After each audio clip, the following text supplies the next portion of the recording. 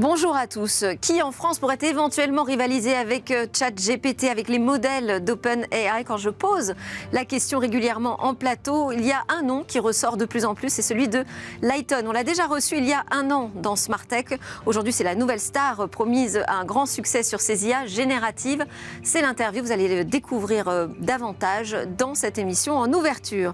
Ensuite, ce sera le grand débrief de l'actu avec mes commentateurs qui sont déjà installés en plateau. On parlera notamment d'un nouveau grand projet dans le cloud souverain, d'un nouveau grand projet pour héberger nos données de santé. Évidemment, on reviendra sur ChatGPT, mais aussi sur la fracture numérique, sur comment raccorder l'ensemble des Français à la fibre optique. Et puis, dans une deuxième partie, je proposerai de découvrir la no-code ville et de regarder où va le web. Mais d'abord, donc Lighton, ce Français qui rivalise avec ChatGPT, c'est l'interview dans Smart Tech.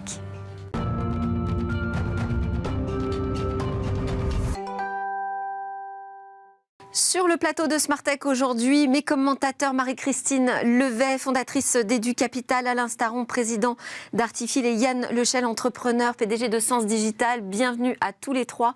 On va débriefer ensemble de l'actualité de la semaine, de ces jours-ci, et puis aussi de notre premier sujet. On est très honorés de recevoir Lighton en plateau. Bonjour Laurent Daudet, vous êtes à la tête de cette start-up dont tout le monde me parle. J'ai reçu hier le coordonnateur de la stratégie nationale pour l'intelligence artificielle qui m'a parlé de Lighton. J'ai reçu le Hub France IA lundi qui a publié sa cartographie des startups de l'IA, qui m'a parlé également de votre startup. Vous êtes notre futur champion, paraît-il, dans ces intelligences artificielles génératives qui font beaucoup parler d'elles.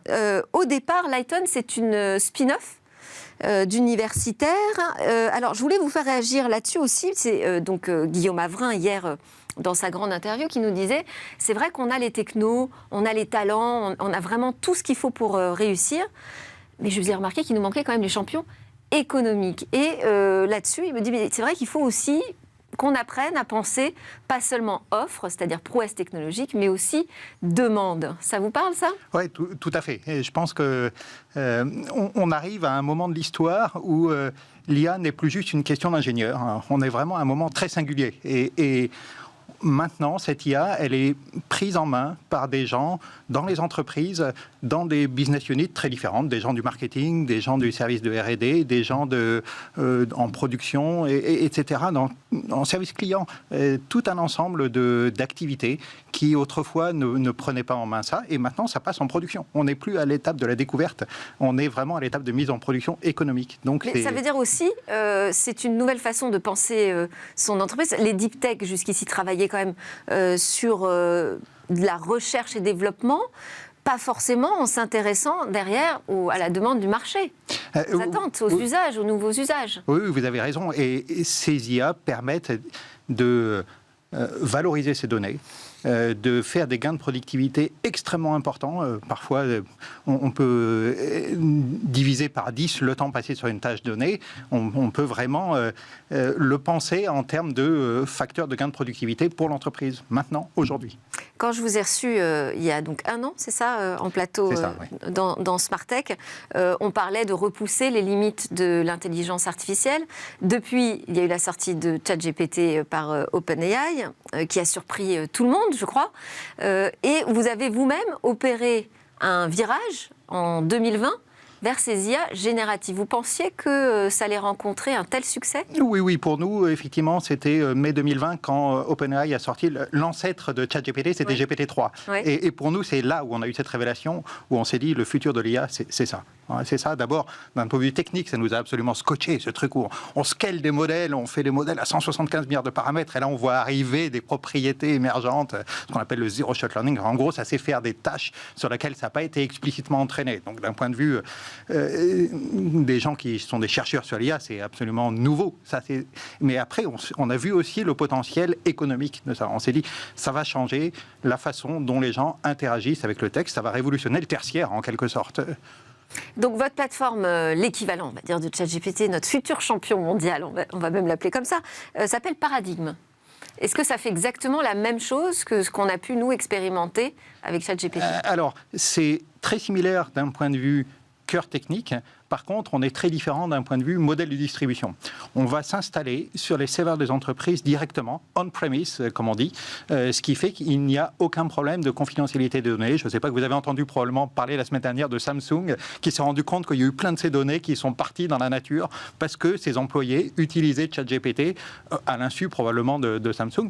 Quand vous utilisez les modèles d'OpenAI, quand vous êtes sur des API sur leur serveur, vous ne savez pas trop ce qui va advenir de vos données. Elles sont même parfois réutilisées pour la prochaine génération de modèles. Alors au contraire, nous, ce qu'on propose, c'est tout un environnement logiciel où vous contrôlez totalement qui a accès à vos modèles, ce qu'ils en font, quels prompts ils utilisent, c'est-à-dire comment ils interagissent avec le modèle, de façon à ce que vous puissiez après améliorer le modèle. Ça ne part pas sur des serveurs cloud américains. Non, ça tourne sur les serveurs de l'entreprise, de nos clients. Donc, modèle différent sur la confidentialité, mais sinon, en termes de fonctionnement, d'utilisation, c'est la même chose? Sinon, ça fait exactement le même type de fonctionnalité. Vous pouvez faire des résumés, vous pouvez demander à faire des systèmes de questions-réponses, par exemple, sur des documents. Vous pouvez faire des systèmes de générer des outils pour le marketing, vous pouvez analyser des avis clients, vous pouvez faire tout ce qu'on peut faire avec les modèles ChatGPT d'OpenAI. Ce sont des modèles de langage uniquement, ou vous travaillez aussi sur l'image? Non, on se concentre sur les modèles de langage, ce qui est déjà extrêmement complexe, mais c'est de toute façon le langage, c'est je dirais l'épine dorsale de tous ces très grands modèles. L'image est une extension, mais ça repose avant tout, ces modèles ont une vision du monde, si on peut dire, due au modèle de langage. Et alors, comme vous êtes français, une entreprise française, est-ce que vos IA sont plus pertinentes dans notre langue? Déjà, effectivement, oui, il y a eu beaucoup de Français dans le corpus d'apprentissage. Les modèles qu'on propose parlent environ 10 langues, les 10 langues principales européennes. Et on insiste beaucoup sur ces enjeux de souveraineté, effectivement, que ce soit bien sûr, j'ai déjà parlé de la souveraineté des données, mais il est important que en Europe, il y ait des alternatives qui soient faites ici localement, sur les langues européennes, qui comprennent peut-être mieux ce que c'est que la culture européenne, unie dans la diversité, comme dit la devise européenne. Vous avez comparé justement les types de réponses qu'on peut avoir. Est-ce qu'il y a, parce qu'on parle souvent de l'importance culturelle en fait que peut véhiculer un outil comme ChatGPT, est-ce que vous avez pu constater qu'il y avait des réponses plus à l'américaine du côté de ChatGPT, plus à l'européenne de votre côté? Oui, il y a eu un grand drame là, un jour. ChatGPT, alors j'ai essayé il y a quelques mois, j'ai pas essayé la version la plus récente, mais ChatGPT m'a dit que le Mont-Saint-Michel était en Bretagne. Quelle horreur! Ah oui, je vois qu'il n'est pas encore totalement acclimaté. Alors, sur l'actualité autour de ces modèles d'IA générative et de ChatGPT en particulier, on a la CNIL italienne qui a vraiment précisé quelles étaient ses conditions pour lever les limitations d'utilisation des données des Italiens. La deadline, c'est le 30 avril, ils ne rigolent pas, les Italiens. Donc, il faut pouvoir s'opposer facilement à l'utilisation de ces données personnelles, interdiction d'utilisation aux mineurs, faire aussi acte de pédagogie, vraiment, si je résume dans les grandes lignes. Comment vous réagissez, vous, à ce qu'impose aujourd'hui la CNIL italienne? Est-ce que vous pensez que ça peut déboucher sur des normes plus largement européennes? J'ai tendance à penser que cette nouvelle génération d'IA, effectivement, pose de nouvelles questions par rapport aux régulations sur les données personnelles ou par rapport à tout ce qu'on peut faire en termes d'automatisation des processus. On peut imaginer de l'IA qui va travailler sur des données médicales ou sur des CV en ressources humaines, etc. Donc, c'est important qu'il y ait effectivement une réflexion sur ce qu'on doit faire avec les données personnelles, ce qu'on doit faire avec ce type d'IA. Ceci dit, il est vraiment important de réfléchir de découpler le fond de la technologie et les usages qu'on en fait. Parce que le risque, c'est quoi? C'est de freiner justement la technologie en Europe? Exactement. Je pense qu'il est important que les régulateurs comprennent qu'il y a de l'innovation extrêmement pointue en Europe et il faut trouver le bon équilibre, je dirais, entre l'innovation et puis le besoin nécessaire de régulation sur le type d'usage effectivement qu'on peut faire, qui peut être parfois, qui pose des questions certainement. En tout cas, Guillaume Avrin, donc le coordonnateur de la stratégie nationale pour l'intelligence artificielle, dit on ne freine pas du tout sur les IA génératives, au contraire, on accélère en France, ce qui n'empêche pas de se poser des questions quand même. sur les limites juridiques, les questions éthiques. Vous avez une réaction là-dessus sur la sortie de la CNIL italienne ou aussi la plainte déposée par le député Éric Bothorel pour fausses informations à son sujet, une plainte auprès de la CNIL? En Europe, c'est tout à fait légitime, en tout cas, de se poser des questions par rapport au framework, en tout cas au cadre RGPD. Mais la solution viendra d'entités comme Lighton, qui fournira un modèle on-premises, c'est-à-dire sur site, qui répondra à la fois aux enjeux de souveraineté de la donnée personnelle, et qui rentrera dans les cadres. Donc cette réflexion est tout à fait pertinente. Mais ça veut dire qu'on ne l'ouvre pas au grand public aussi, parce que... En fait, c'est ça, c'est-à-dire qu'on peut se dire, moi je suis plutôt pour freiner la régulation, pour justement encourager l'innovation, hein, on vit tout dans le même bateau. En l'occurrence, vu les drames rapides provoqués par ChatGPT... Drame GPT, oui, bravo. Non, je ne veux pas le dire. Il est important de s'y prendre à l'avance. Et j'irai plus loin que le RGPD, parce que typiquement, vous répondez au RGPD 100%. Oui. Mais des sujets plus proches de l'éthique, qui est-ce que les messages délivrés sont pas susceptibles de manipuler à leur insu les utilisateurs, même si c'est dans un monde professionnel? Ça, c'est une question qui n'est pas traitée par le RGPD et qui est posée par les IA génératives. Marie-Christine? Je dirais qu'on a tendance quand même en France à toujours trop réguler et à un moment donné à laisser aussi les Américains avancer et du coup ne jamais savoir de champion français ou européen. Donc et c'est clair qu'il faut mettre quelques règles, mais il faut vraiment ne pas freiner l'innovation. Et par exemple, interdire aux mineurs, je pense que c'est une bêtise, puisqu'ils iront le faire ailleurs. Et au contraire, il vaudrait mieux les éduquer, leur apprendre à l'utiliser, etc., plutôt que d'être toujours en défensif. Bah oui, on voit ce que ça a fait, l'interdiction des réseaux sociaux aux mineurs. Bon. Mais le moratoire qui a été signé par de nombreuses personnes, dont moi-même, invitait à ralentir la recherche sur des modèles supérieurs à GPT-4. Oui. Donc la France n'est pas dans la course aujourd'hui. Enfin, je ne sais pas, on va poser la question à Lighton. Notre ambition est d'être dans la course. Oui. Donc après, l'histoire le dira. Oui, bon. Il faut attendre combien de temps pour être vraiment dans la course? Ça peut aller vite? Ça va extrêmement vite. Oui. Effectivement, ça va extrêmement vite. On est vraiment sur une accélération exponentielle du type d'investissement dans ce genre de technologie. Dans le monde entier, chaque année, c'est multiplié par 10 peut-être les montants qui sont mis, le nombre d'ingénieurs qui travaillent là-dessus. Donc effectivement, les constantes de temps, c'est à l'échelle de quelques mois. On ne parle pas à l'échelle de quelques années. Merci beaucoup. Eh bien, c'est tout ce qu'on souhaite en tout cas. Laurent Daudet, Lighton, futur champion dans ces IA génératives. À suivre tout de suite, c'est le reste du débrief de l'actu.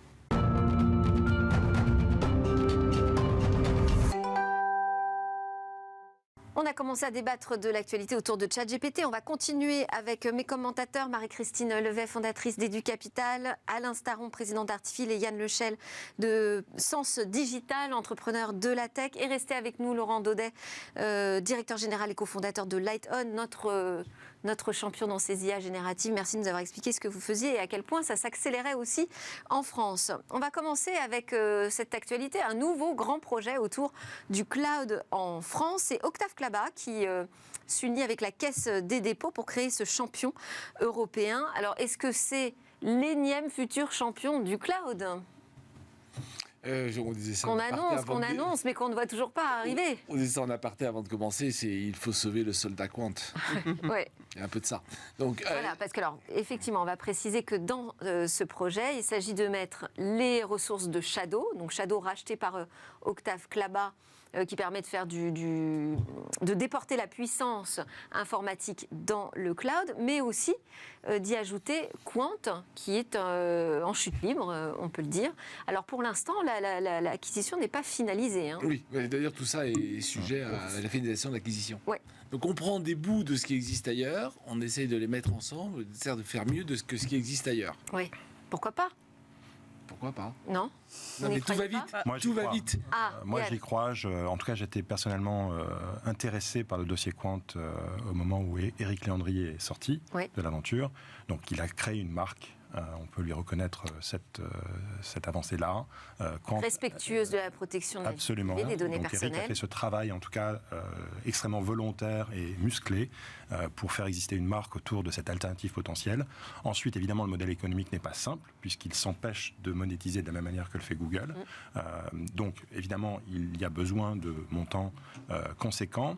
Les montants qui ont été investis sont finalement assez faibles, si l'on compare évidemment au montant investi par Google.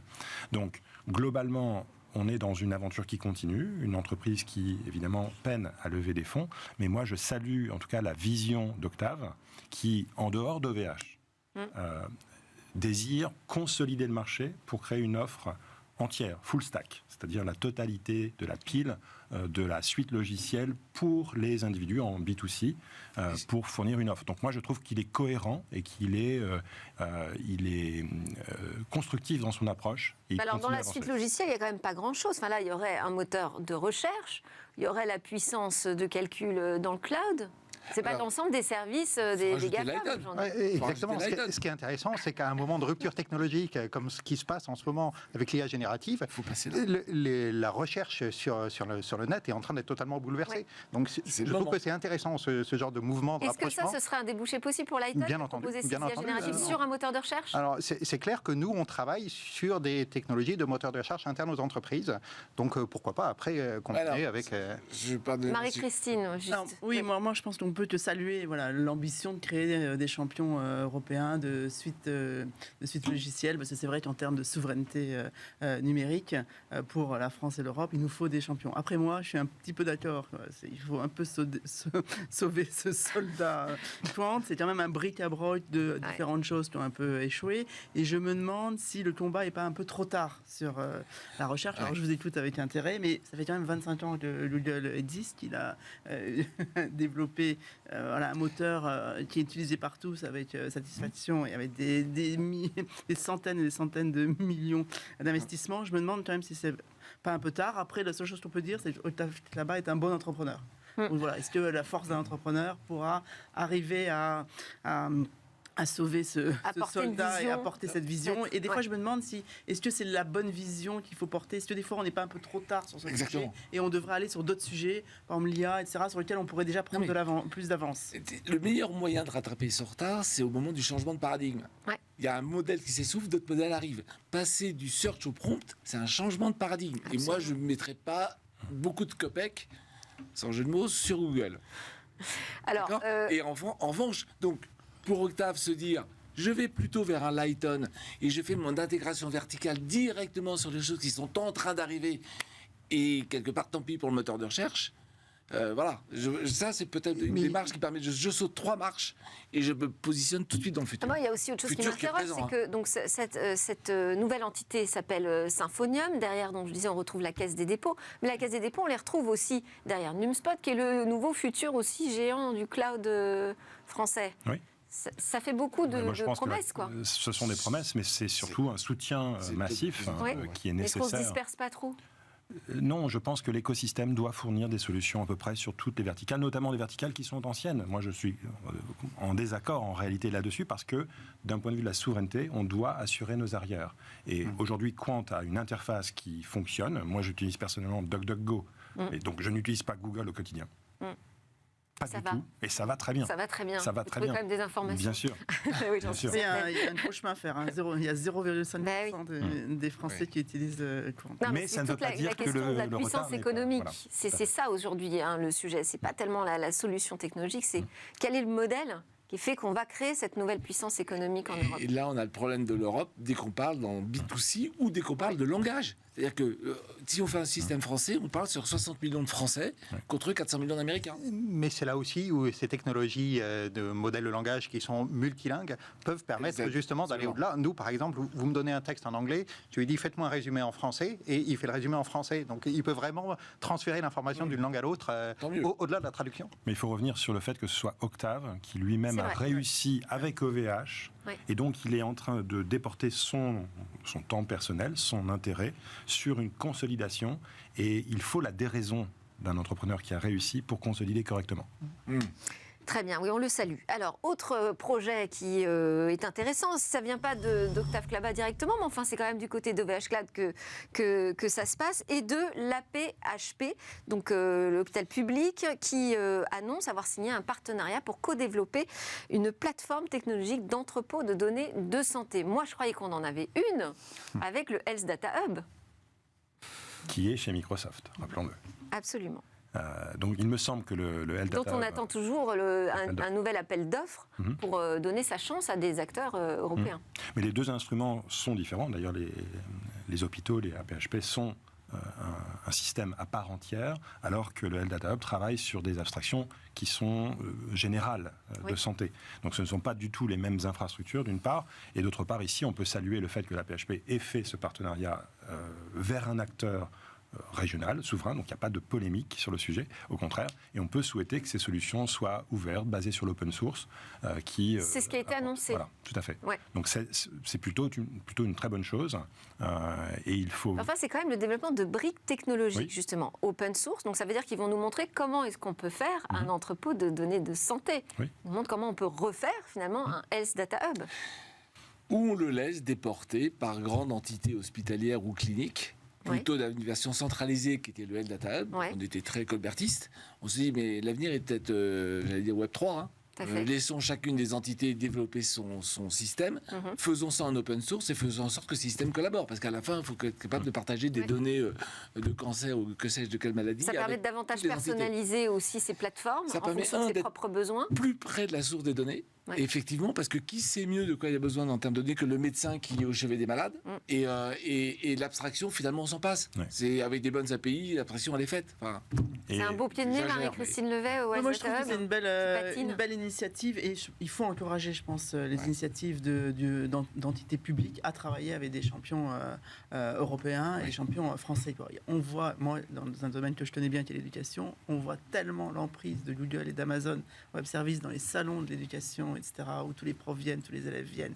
Il y a vraiment des énormes bannières Amazon. Il faut vraiment encourager ce partenariat public-privé. Ça sera la seule manière pour créer des champions français et qui deviendront des champions européens. Et Michel Paulin appelle à ce qu'il y ait plus de commandes publiques, évidemment, vers les clouds régionaux. Absolument. On ne peut que saluer cela. Ouais. Allez, autre actu, c'est 8,2 millions d'abonnés à la 5G à la fin 2022. Donc j'ai titré oui mais parce que donc on a une croissance quand même assez significative d'adoption de la 5G, mais enfin sur le marché des télécoms, les choses se compliquent pour les opérateurs du côté des revenus. Peut-être déjà une réaction sur l'adoption de la 5G en France. C'est pas non plus un emballement incroyable. Ça ressemble à la 3G il y a 20 ans, finalement. Les usages sont les mêmes et la demande en quantité d'informations n'a pas été fondamentalement bousculée. Et puis tout ce qui était de l'ordre de la promesse autour des IoT, de la voiture connectée, n'est pas encore arrivé. Très différent. On attend la vraie 5G, toujours. Sauf que, effectivement, mais 3G, 4G, 5G, effectivement, 4G a fait un petit saut, 5G un tout petit saut, c'est pas différent. Pourquoi ça se déploie maintenant ? Parce que les terminaux sont là, à peu près au prix des terminaux précédents. Donc, il n'y a rien à faire. Il faut juste dire, j'ai envie de m'acheter un nouveau téléphone, mais ils sont 5G, donc je prends du 5G. Les opérateurs font des cartes SIM 5G au même prix. Donc du coup, il y a zéro envolée économique. Les sites se déploient un peu partout en France. Et voilà. En fait, la 5G, on l'a toujours dit, elle n'est pas faite pour le grand public. Elle est faite pour les professionnels. Elle est faite pour l'IoT industriel, pour l'agriculture, pour tout ce qui est milieu diffus. Nous, on l'utilise dans ma start-up. Voilà, c'est ça qui est utile. Alors, avant de vous faire réagir, Marie-Christine, je veux justement qu'on diffuse un reportage, une interview réalisée sur le FIC, le Forum sur la cybersécurité, à propos de cette industrie 4.0 qu'on attend toujours et qui a besoin de la 5G. Christophe Auberger, cybersécurité évangéliste chez Fortinet. Fortinet, c'est une entreprise historique presque du FIC. Vous êtes là tous les ans, proposez diverses solutions de sécurité. Je trouvais intéressant qu'on se retrouve devant cette démonstration de robots industriels. C'est vraiment un sujet de développement important, la cybersécurité dans l'industrie. La cybersécurité et la cybersécurité industrielle, c'est deux mondes différents en fait, avec des dimensions qui sont similaires, puisque les systèmes sont assez similaires, même s'ils sont utilisés de manière différente, et donc avec des risques qui sont importants, et d'autant plus importants dans le domaine industriel qu'on peut en plus mettre des vies en jeu, et qui sont des environnements qui qui sont différents dans leur utilisation.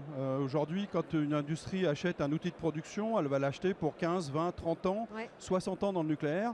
On comprend bien qu'au niveau informatique, ça pose un problème, ne serait-ce que de gestion de vulnérabilité, d'évolution d'OS, etc. Et du coup, il y a une vraie problématique de cybersécurité dans ces environnements-là. Et les objets connectés sont souvent décriés pour leur absence de sécurité Absolument. inhérente. Alors ça bouge au niveau de l'Europe. Il y a un projet aujourd'hui de régulation qui va imposer une sécurité minimum sur ces objets. Ça suffira? Ça suffira pas? La régulation a au moins le mérite d'exister, ça va probablement améliorer les choses parce qu'aujourd'hui c'est vrai que ce qui prévaut à la conception d'objets connectés, quels qu'ils soient, c'est la capacité d'en produire beaucoup et de les sortir rapidement, pas forcément la sécurisation. Donc cette notion de security by design, elle est assez absente, d'où l'importance des équipements et des approches de cybersécurité et de cyberdéfense qu'on va pouvoir mettre en place dans ces environnements-là, parce que la plupart des équipements sont dépourvus et pour certains, en fait, ils sont extrêmement simples. Et il ne sera pas possible d'aller mettre de la sécurité à l'intérieur. Je pense notamment à des roulements à billes connectés qui sont très très simples, qui remontent des infos. Et la sécurité, elle ne pourra pas être intrinsèquement dans l'équipement, mais dans la gestion des flux ou dans les systèmes qui vont centraliser les informations. Ça fait deux sujets parce qu'au FIC, on parle beaucoup du cloud, l'importance de basculer sur le cloud. Est-ce que le cloud c'est sécurisé? Avec l'industrie, on n'est pas tellement sur une stratégie cloud.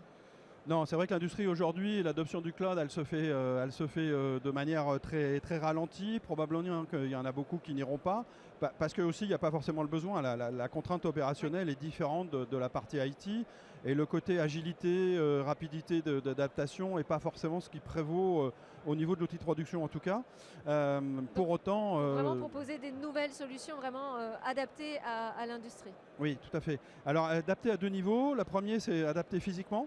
Puisqu'effectivement, on est dans un environnement avec des contraintes qui peuvent être lourdes. Donc ce sont des équipements spéciaux qui tournent sans ventilateur, qui ont des plages de fonctionnement en termes de température, de vibration et de choses comme ça très, très élevées. Ça, c'est le premier point. Et puis le deuxième point, ils sont adaptés au niveau de tout ce qui est recherche sur les menaces, toute la CTI, parce qu'effectivement, les attaques qui se jouent dans le monde industriel ne sont pas forcément les mêmes que celles de l'IT. Les équipements ne sont pas les mêmes et du coup, on a une CTI qui est complètement adaptée à ce domaine-là. Merci beaucoup, Christophe. Merci. Eh oui, le débat continue en plateau sur tous ces sujets. On va parler ensemble, Marie-Christine, vous les connaissez bien, les opérateurs télécoms, pour y avoir été. Vous êtes encore aux côtés du board de FRIP? Non, je ne suis plus au board. Ah bah alors, bon, mais vous étiez il n'y a pas très longtemps. Du côté des revenus des opérateurs, là, ça se tend énormément. Quelle issue vous voyez pour eux? Parce que c'est vrai qu'il y a les investissements dans la 5G, les investissements dans la fibre. Les prix, bon, ils les ont augmentés, sauf Free, mais on ne peut pas les augmenter non plus énormément. Alors je dirais que le fait que les revenus se tendent, c'est la tendance de l'histoire, ça devient normal, parce qu'on est en France à 93% de pénétration du haut débit et du très haut débit. Voilà, les gens peuvent pas prendre 2 abonnements par personne. Voilà, et la moyenne européenne est à 60%. Donc la France a été vraiment le champion quand même de la démocratisation de l'accès à Internet au débit. Et on a aujourd'hui plus d'abonnés fibre que d'abonnés au débit. Donc la fibre, il y a eu quand même une énorme démocratisation de la fibre. Alors on peut le voir pas encore dans toutes les régions de France, mais quand même de manière générale, on a fait un grand bond en avant sur la fibre. Vous savez combien est l'abonnement fibre aux États-Unis? Un abonnement moyen. Oh là, ça doit être très cher. 130 €. J'allais dire 100 $. Ouais, et en France, on est autour de 30. Donc, voilà, donc le fait que les revenus ne vont plus croître indéfiniment, c'est un peu normal aussi. Il y avait eu aussi à un moment donné, pendant le confinement, une explosion de tous les revenus data, et explosion aussi de tout ce qui était SMS, etc. Ça diminue un peu avec aussi toute l'utilisation. Alors pas des revenus data, du volume. Oui, du volume data. Explosion du volume. Explosion des revenus aussi SMS qui diminue aussi avec l'utilisation de toutes les messageries. Donc il va falloir être innovant pour trouver de nouveaux... Alors innovant, en Europe, on s'est dit tiens, on va faire payer les GAFA pour participer justement davantage à l'occupation du réseau et aux investissements de nos réseaux en Europe. C'est un vrai sujet. C'est un vrai sujet. On est nos champions sont dans la commodité. Et cette commodité, comme partout, est utilisée. Nos champions payent des impôts pour pouvoir aider à fibrer le territoire. Ouais. Enfin, bon, voilà. Voilà, avant de les faire peut-être payer, qui payent déjà leurs impôts, ça serait bien. Bon, alors on peut enchaîner, mais très vite, sur cette déclaration aussi de Jean-Noël Barrot qui dit qu'il faut trouver un nouvel accord entre l'État, les opérateurs, avec les collectivités pour terminer ce raccordement des Français au très haut débit, à la fibre optique. Il nous dit le plus important, c'est de franchir cette dernière marche de ce grand chantier de la fibre et de passer du raccordable au raccordé. Ça c'est clair, ça coûte très cher d'amener la fibre jusqu'au consommateur. Il faut tirer des lignes de fibre. Est-ce qu'on va y arriver ? Mais faut-il le faire ? Est-ce qu'on va y arriver ? Est-ce qu'il faut aller jusqu'au bout ? Est-ce qu'il faut trouver d'autres options ? Ça existe, SpaceX. Ah bravo. Je suis désolé, mais... C'est-à-dire les constellations satellitaires. Mais oui, alors OneWeb, pardon. Voilà. OneWeb, mais qui est encore un peu en retard, mais... Il faut arrêter de se dire j'ai une solution qui va servir 100% des problèmes. Enfin, je veux bien le dirigisme français, mais à un moment, il faut réfléchir. C'est-à-dire qu'il y a donc des foyers qui sont raccordables, mais qui ne souhaitent pas basculer. Absolument. Je pense que quand les gens ont goûté à la fibre, à l'abonnement, au début, ça s'est quand même énormément démocratisé. Tout le monde a envie d'avoir de la fibre. Ouais, Tout le monde a envie d'avoir des téléchargements plus rapides. Toutes les familles ont des adolescents qui jouent. Donc voilà. Ouais, mais quand on a un ADSL qui fonctionne bien aussi, on se dit bon, alors parce que là, la question aussi, c'est la fin du cuivre. Ouais. On va tous être obligés de basculer vers. La question, c'est celle du maillage du territoire. Et il faut que le territoire soit maillé, parce que tous les services administratifs dépendent de l'Internet aujourd'hui. Donc, il ne faut pas laisser sur le côté une partie de la population parce qu'elle n'est pas au bon endroit. Donc, que ce soit la 5G, que ce soit la fibre, il faut qu'il y ait une couverture. On n'a pas et en effet, je ne suis pas forcément d'accord. Des maisons isolées, les gars, ils se payent leur raccordement à l'eau potable. Ils se le payent. Oui. Enfin, à un moment, l'État, dans sa mission, il ne peut pas non plus servir 100% des intérêts particuliers. Bien sûr, mais je te rejoins sur le Starlink aussi. OneWeb. Et après, il y a la question du prix de l'abonnement. Alors, Jean-Noël Barrot évoque la mise en place de tarifs sociaux, par exemple, de débit minimum, d'une aide à l'installation quand les travaux, justement, sont vraiment trop onéreux. Donc, on va suivre ça ensemble. Je voulais qu'on termine avec l'actu de Marie-Christine Levet. Et d'Edu Capital en particulier. Merci. Donc oui, on a annoncé hier, ça tombe bien que je sois là aujourd'hui, on a annoncé hier le closing de notre fonds 2 à 150 millions d'euros. Donc félicitations. Notre objectif a été atteint et on est aujourd'hui donc le plus large fonds dédié à deux piliers, le secteur de l'EdTech et le secteur du Future of Work. Et on est ravis puisque, comme on l'a vu depuis ce matin, il y a tellement d'innovations qui arrivent en ce moment, qui vont aussi beaucoup disrupter le secteur de l'éducation. Et voilà, on pense que c'est vraiment le meilleur moment pour investir dans ces domaines. Un commentaire ? C'est vital pour nous. Ouais. L'Europe doit s'occuper de ses enfants. Donc bravo. J'ai quelques start-up à te présenter. Bon, Lighton dans l'éducation ? Mais pourquoi pas ? Mais voilà, et ben voilà, ça y est. On passe le bac à la place des enfants. Les enveloppes sont réparties. Il va falloir réfléchir un peu.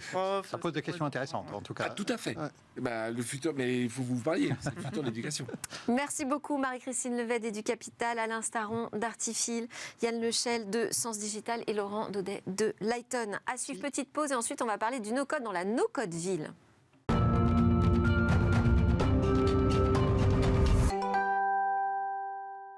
Deuxième partie de Smartech, sont restés avec moi en plateau Laurent Daudet, directeur général, cofondateur de Lighton, Marie-Christine Levet, fondatrice d'Edu Capital, et Yann Lechel, entrepreneur de la tech, PDG de Sens Digital.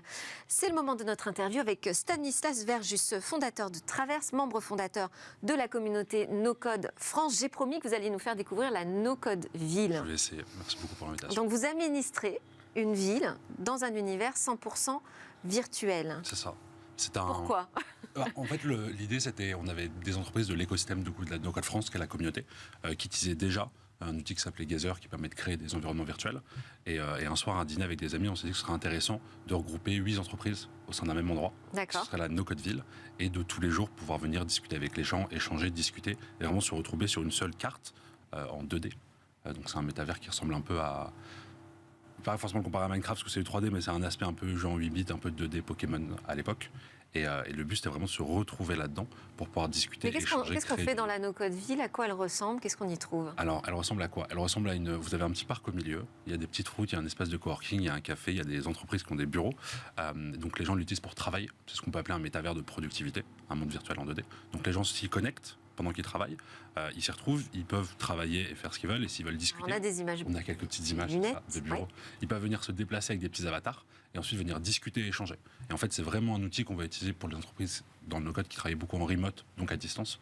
Donc mais alors, en quoi ça différencie d'une réunion en visio à plusieurs Alors, c'est une bonne question. En fait, ça permet, avec le format aujourd'hui qu'on a fait de No-Code-Ville, les entreprises ne discutaient pas forcément ensemble et il n'y avait pas forcément d'échange parce qu'on n'était pas la même entreprise, on n'avait pas tous des Slack ou des choses comme ça.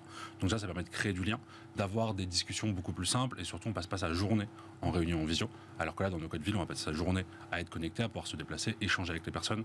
Donc ça vient vraiment, quand on travaille distancé en remote, remplacer un peu ces petits échanges qu'on peut avoir à la machine à café, ces discussions un peu qu'on peut avoir sur le moment, aller discuter ou aller taper sur l'épaule de son voisin de bureau pour aller discuter. On peut jouer aussi, on peut bâtir des choses comme dans Minecraft. Alors on peut jouer. S'il y a des courses de cartes qu'on peut faire, sont très chouettes. On a un petit kart et le but c'est de finir le circuit, un peu à la Mario Kart. C'est l'équivalent du baby-foot à la cafette en fait. C'est un peu ça, ouais. C'est un peu l'équivalent du baby-foot et de la table de ping-pong. Et on peut construire, après on peut designer son bureau. Et donc après, chaque personne peut avoir la main pour venir designer un peu son espace et venir un peu implémenter des arbres, je sais pas, un peu designer vraiment son bureau comme il le souhaite en fonction de ses envies. Alors, quand vous m'avez parlé de ce projet, ça m'intéressait parce que c'est aussi autour de la communauté no-code. Totalement. Elle en est où cette communauté? Est-ce qu'elle grandit? On nous a promis aussi là monts et merveilles autour du no-code. C'est pas un peu chahuté avec ce qui se passe justement du côté des IA génératives? C'est assez intéressant. Sur le côté no-code, elle est au-delà de toutes nos attentes. C'est que du coup, on l'a démarré avec les gens de chez Contournement à l'époque, en 2019. Aujourd'hui, on a dépassé les 10 000 membres. Donc, c'est la plus grosse communauté mondiale autour du no-code. Donc ça, c'est assez incroyable. La France est leader en termes de communauté sur le no-code. Il se passe énormément de choses. Les éditeurs et les éditrices d'outils no-code aiment beaucoup la France parce qu'il y a beaucoup d'utilisateurs et d'utilisatrices. Donc voilà, il y a des chaînes Twitch, il y a un podcast qui est sorti, il y a des événements, il y a énormément de choses qui se passent autour de ça. Et justement, c'est intéressant avec tout l'univers, un peu le futur du no-code. Il y a beaucoup d'outils qui se développent pour faire des sites et des choses comme ça. Et on a eu une discussion avec un ami il n'y a pas longtemps autour justement de l'IA et ces choses-là. Il y a beaucoup de gens qui utilisent l'IA pour venir générer du code, pour créer des outils. C'est ça. Alors qu'en fait, le no-code est fait pour ça. Enfin, le no-code est techniquement fait pour faire des sites ou des applications sans avoir à générer de code. Et donc, c'est assez drôle parfois de voir des gens qui ne sont pas forcément techniques demander à ChatGPT ou à OpenAI de générer du code, alors que le no-code est fait pour... C'est finalement un nouveau canal de distribution. Oui, mais après, si on n'est pas technique, demander des bouts de code pour créer des choses, même si c'est généré, autant aller directement sur un outil no-code. Par exemple, pour faire un site aujourd'hui, il y a plein d'outils qui sont hyper utiles, ou pour faire des applications, il y a plein d'outils qui sont top pour le faire directement, sans forcément générer du code derrière. D'accord, donc vous pensez que ça reste plus performant d'aller chercher des briques no-code plutôt que d'essayer de se les créer soi-même dans un chat GPT ou demain un Lighton? Je dirais tout dépend de si on est technique ou pas, ou si on comprend le code qui va être généré. Si on ne le comprend pas, ou si on le comprend qu'à moitié, je vois pas forcément l'intérêt, et surtout ça va être plus long que d'aller sur un petit no-code, de cliquer sur, de faire ça. Et la communauté no-code n'utilise pas justement ces IA génératives pour créer de nouvelles briques? Alors ça, c'est une bonne question parce que ça dépend, je pense. Il y a peut-être des éditeurs qui l'utilisent. Je sais qu'il y a beaucoup d'éditeurs qui implémentent, notamment je pense que c'est beaucoup OpenAI, au sein de leur outil, pour créer un peu des copilotes et des choses comme ça, donc pour vraiment aider. Je sais que chez WeWeb, ils ont organisé ça pour faire un copilote, chez Glide aussi pour du chat. Donc ils utilisent quand même ces IA au service de l'utilisateur et de l'utilisatrice. Après, dans les gens de tous les jours, il y en a qui doivent sûrement l'utiliser pour sortir un peu des formules, des choses comme ça.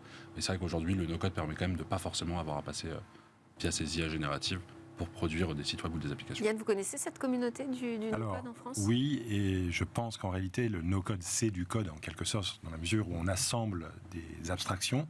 Et les modèles de langage, aujourd'hui, ont été entraînés sur des corpus qui sont issus de Stack Overflow ou autres, donc ils ne connaissent que le code à l'ancienne, entre guillemets, mais dans quelques années, il n'y aura aucune difficulté pour demander à un modèle type LLM de sortir une infrastructure complète avec du no-code.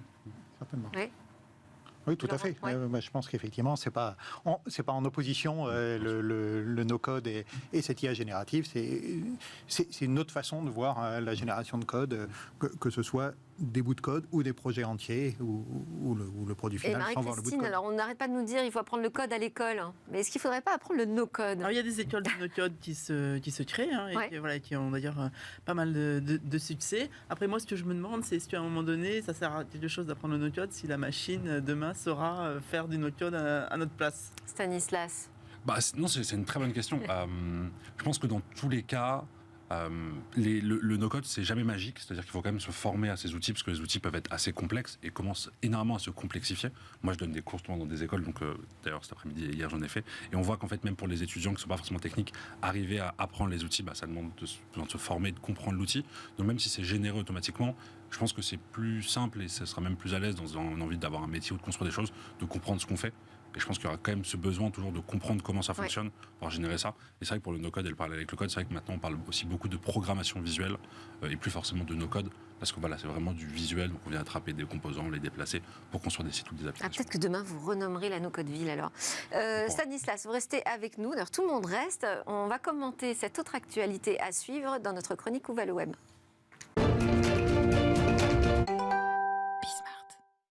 Aujourd'hui, c'est Eva qui nous raconte pourquoi et comment Disney fait marche arrière justement sur les métavers.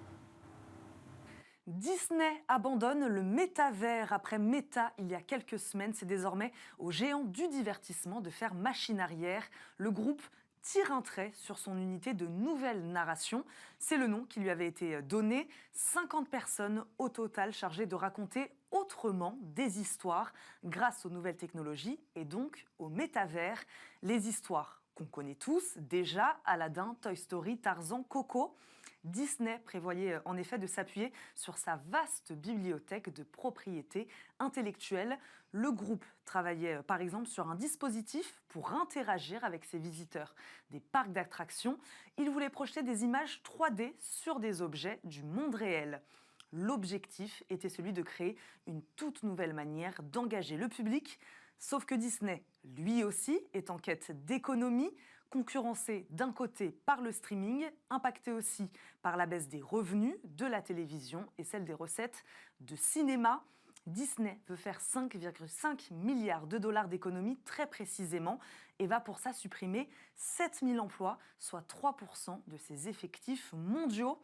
Il faudra donc attendre un peu pour voir le métavers devenir la prochaine grande frontière narrative.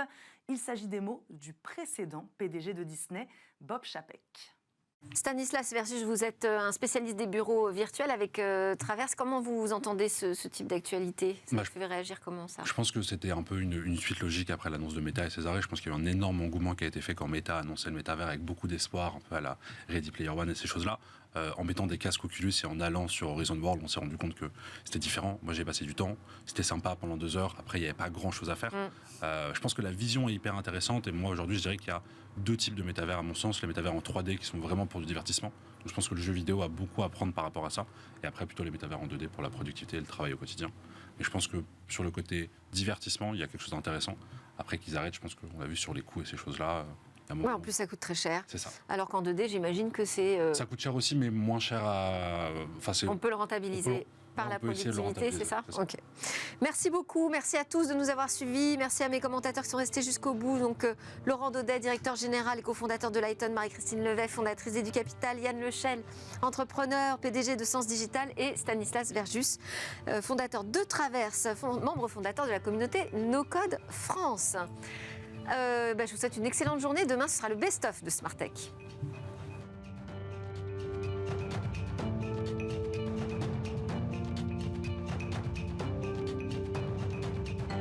Smart Cyber vous est présenté par le FIC, Forum international de la cybersécurité.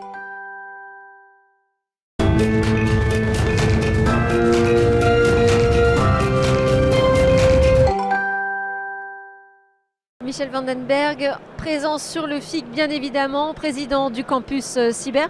Grosse actualité pour le campus cyber puisque ça y est, il y a un nouveau campus cyber qui va ouvrir en province et même ici à Lille en fait. Effectivement, ce soir on fera l'inauguration du campus des Hauts-de-France, donc campus qu'on avait labellisé au FIC l'an dernier.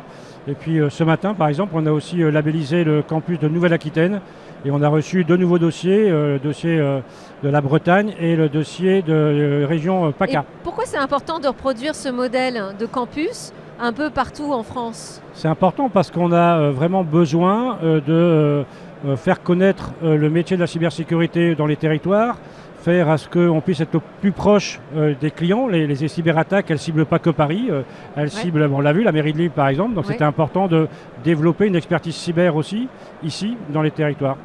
Et c'est à ça que sert le campus, parce que c'est un mix en fait de différents profils. Autour d'un campus, on trouve de la recherche publique, privée, on trouve des offreurs de solutions. C'est ce mixte-là qui permet de répondre mieux aux défis de la cybersécurité. Le campus, d'abord, c'est un lieu où les gens déjà peuvent venir pour pouvoir rencontrer l'écosystème. Puis c'est un lieu qui sert à faire à ce que l'écosystème puisse travailler ensemble. Ouais. Donc on est vraiment une sorte d'agent de liaison entre l'État, entre les offreurs, entre les clients finaux, entre les associations, entre les écoles. Notre rôle, c'est ça, c'est d'être une sorte de chaîne de maillage qui fait à ce que les gens puissent se rencontrer.